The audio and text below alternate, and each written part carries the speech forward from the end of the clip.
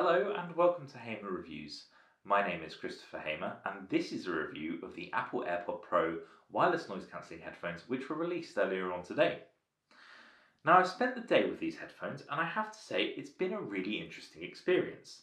They certainly are not what I expected, and that's a good thing. I never liked the original Apple AirPods.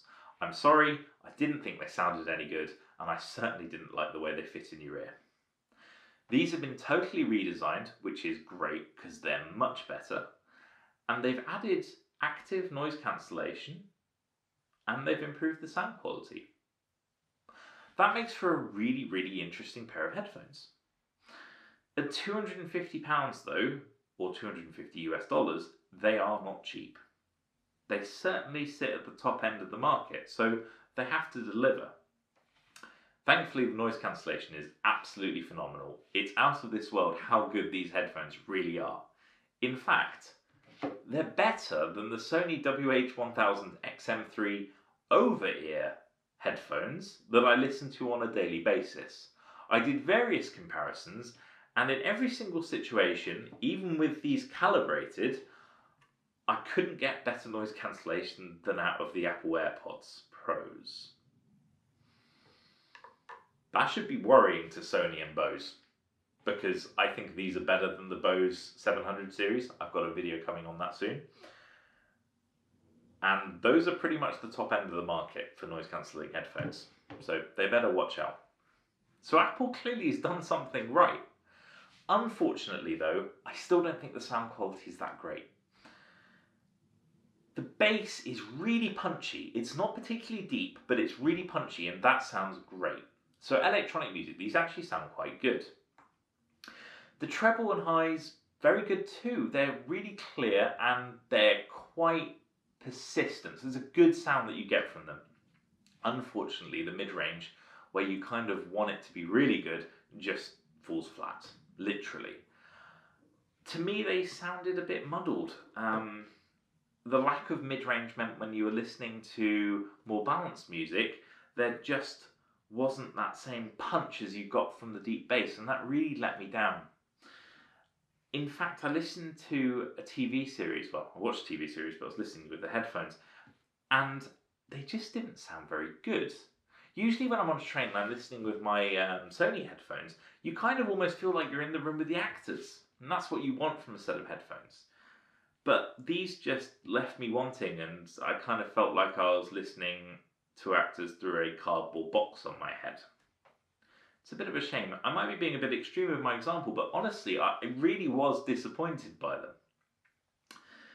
There are, thankfully, a few other good things about them though. The fit of the headphones is way better than the old AirPods. So I'm just going to put them in my ears to demonstrate. They're a lot shorter than the old ones were, and the actual way that they fit into your ear has been improved with a silicone little grommet on the front, which you can change with 3 different sizes, and it makes them much easier to get a good fit and also to keep them in your ears.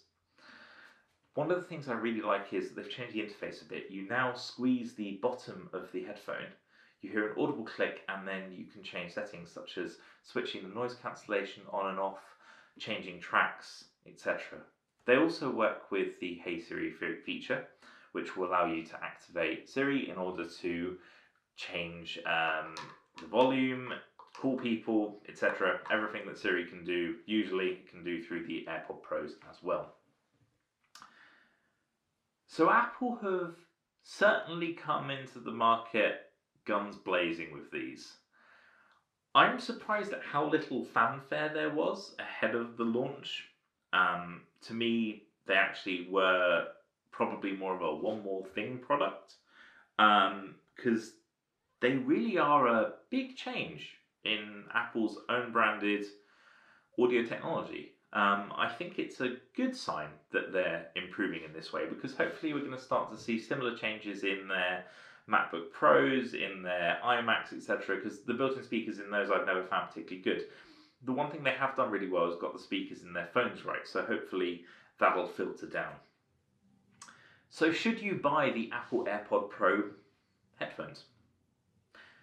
I actually think that if you're happy with the wired Apple headphones, or you listen to sort of normal in-ear headphones on a day-to-day basis, these probably are going to be an upgrade and you're probably going to really enjoy them. The integration with Apple's iPhone and iPad, etc., is fantastic, and they just work phenomenally well. The signal's very good, and it's a very easy experience. If you're a bit of an audiophile and you're used to high-end headphones, I'd probably say no. Although the noise cancellation is good, the actual sound quality, I think, kind of leaves quite a lot to be desired. That lack of mid-range just disappoints me so much. I think it's accentuated by the fact that the bass is so good, and that's one of the things that Apple's usually got right, is the sort of low end of the spectrum in sound. So it's good to see they're continuing that theme, but equally it would be nice to see a little bit more improvement in the mid-range as well. So that's what I think about the Apple AirPods Pros. It'd be great to hear what you think as well in the comments below. If you have any questions about the headphones, please do let me know, and I'd be more than happy to respond. And thank you very much for watching. Please do subscribe and like, and hopefully I'll see you again next time. Thank you. Goodbye.